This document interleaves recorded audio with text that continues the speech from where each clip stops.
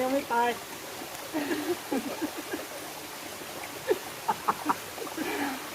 วันนี้นะครับผมกับซูจิงนะครับจะไปลุยป่านะครับพร้อมหรือยังครับส่งคุยอย่างไปด้วยเหรอ สองคนอย่าไปด้วยโอเคนะครับไปกัน2 คนนะครับวันนี้ชิวๆไม่อยากไปเยอะนะครับตอนนี้นะครับเราอยู่ที่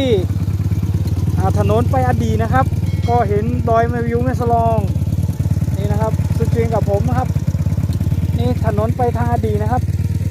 ออกไปพระนครสวรรค์แม่ยาวได้ครับเราจะขึ้นจากทางนี้นะครับเป็นเขตป่าสงวนนะครับโอเคไปเลย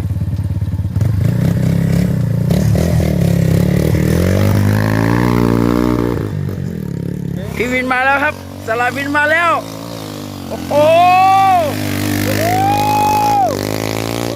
ไปเลยไปเลยไปเลย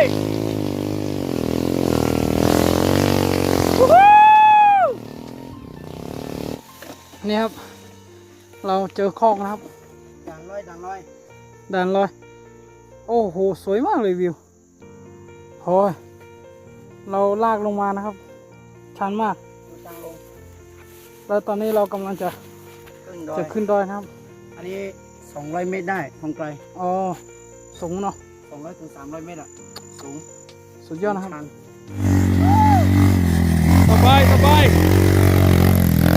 โอ้โหขึ้นแบบสบายสบายเลยนะครับวู้ฮู้วู้ฮู้ไปเลยไปเลยไปเลย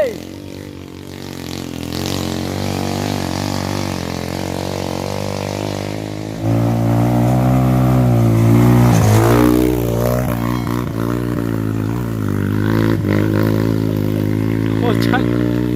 ไปแล้วผม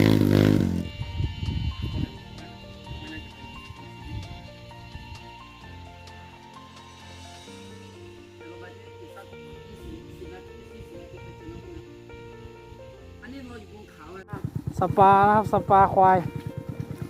ก็หลายตัวเลยนะครับ1 2 3 4 5 6 7ตัวโอ้ตัวใหญ่ๆทั้งนั้นนะครับไม่รู้จะมาขวิกเราหรือเปล่าโอเคนะครับนี่คือถนนนะครับเหลืออีกนิดนึงก็ไปได้ครับโอเคครับผมไป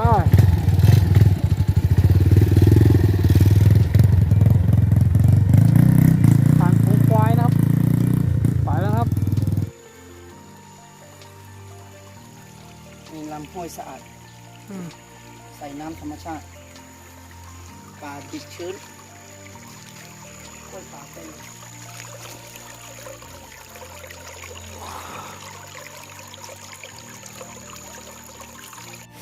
สุดยอดนะครับนี่คือน้ำตกนะครับน้ำตกบนบ้านจับพลือนะครับเราอยู่ในป่านะครับผมก็มาครั้งแรกนะครับที่นี่เราเดินทางมาประมาณ2 ชั่วโมงกว่าแล้วนะครับขึ้นเขาลงห้วยนะครับก็สุดยอดเสียดายที่ไม่มีกล้องโกโปรนะครับติด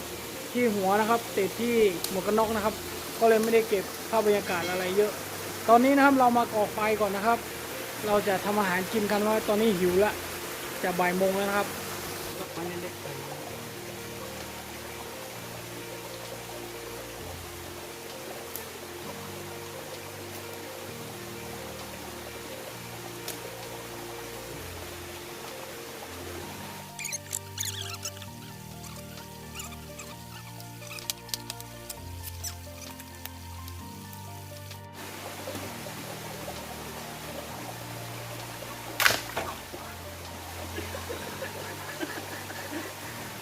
โอ้ยตายยังไม่ตาย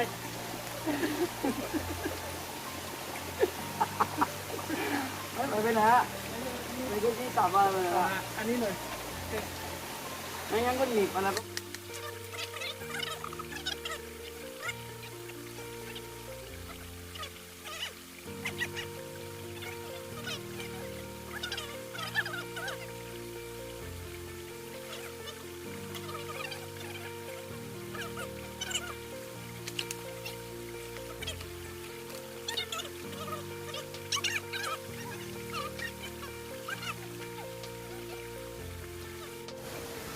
เรามา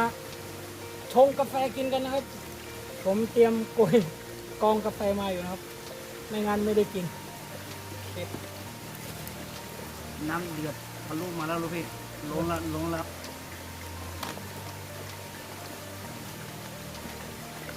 โยนแล้วก็ทิ้งไว้ที่ไหนก็ทิ้งไว้เนี่ยพี่ทิ้งไว้เนี่ยอย่ามาเทใส่อ้วนหนู ใส่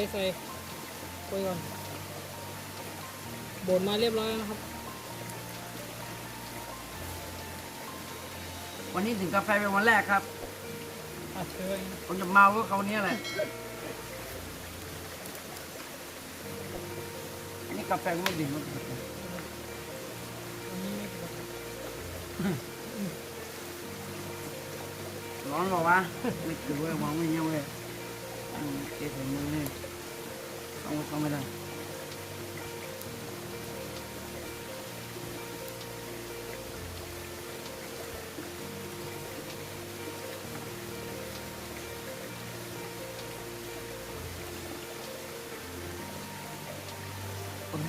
เหมือนคนติดยา นั่งทำอุปกรณ์ทำให้เรา ทางอุปกรณ์ไม่ได้นอนเลยนะจ๊ะ อุปกรณ์ หอมมากเลยครับกระบอกไม้ไผ่อ๋อดูไหลท่อนนี้ก่อน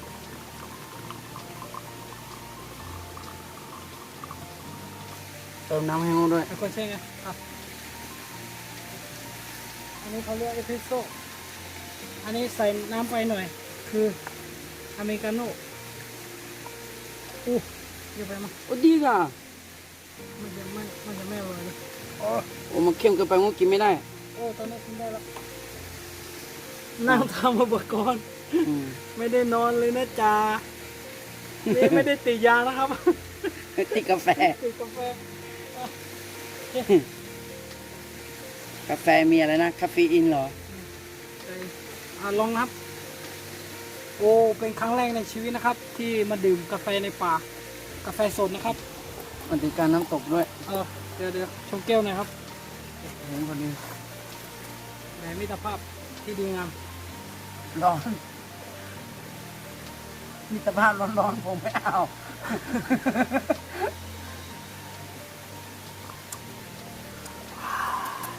นี่ไม่กล้าดูร้อน กาแฟหม้อดินนะครับ นี่ผมเป็นคนคั่วเองนะครับ แล้วก็บดมาจากที่บ้าน แล้วก็มา หม้อ ต้ม นี้ ดื่ ก ม ระบอกไม้ไผ่ กระบอกไม้ไผ่นะครับ ในป่านัด อุปกรณ์ทำสดๆร้อนๆเลยเมื่อกี้ เอาไปวางนะ จะไปทำไปนิดนึงหน่อย ตามไปเนี่ยเอาก็ ประมาณนี้หน่อย เอา อันนี้อันนั้นใหญ่ไปนี่กำลังดี โอเคนะครับ ตอนนี้ปลาเริ่มดำหมดแล้วนะครับ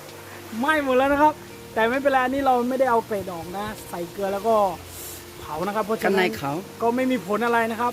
ดำอย่างนี้ก็กินได้อยู่นะครับ โอเค เดี๋ยวเราไปกินกันเลยนะครับโอเค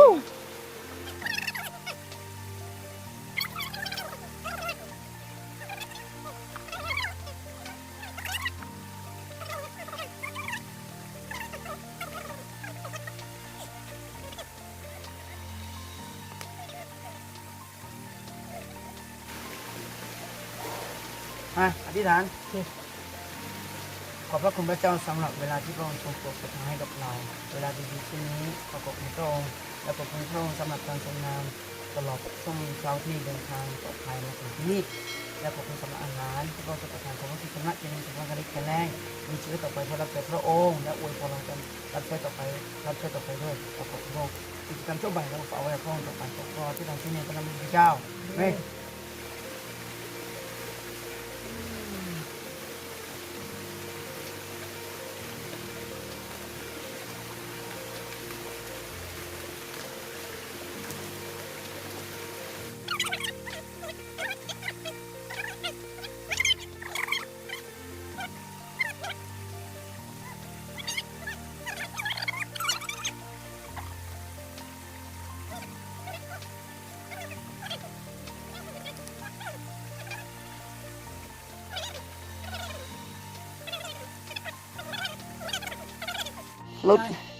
รถไปเซเว่น ใจถึงครับแต่ลมไปไม่ถึง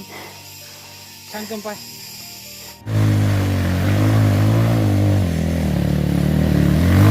ไม่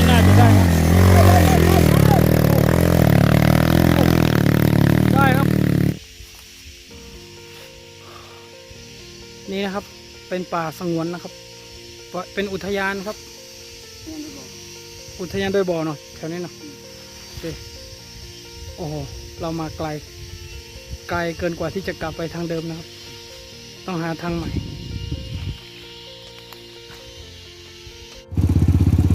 อันนี้บ้างรอบือ นะครับบ้างเรามือ เมื่อกี้เรามาจากไหนโอ้โหวิถีชีวิตนี้นะครับ อันนี้คือสวิตเซอร์แลนด์เลยนะครับเนี่ยสวิตของประเทศไทยเลยนะครับ มีแม่น้ำมีฟาร์มควายฟาร์มวัวนะครับบรรยากาศดีมากเลยนะครับ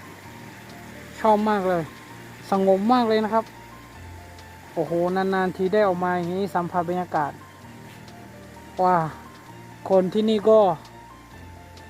น่าจะเงียบเหงาน่าดูเลยนะครับ แต่ก็สงบจริงๆก็แล้วแต่ว่าเราชอบแบบไหนนะครับโอ้โหผู้คนที่นี่อดทนนะครับ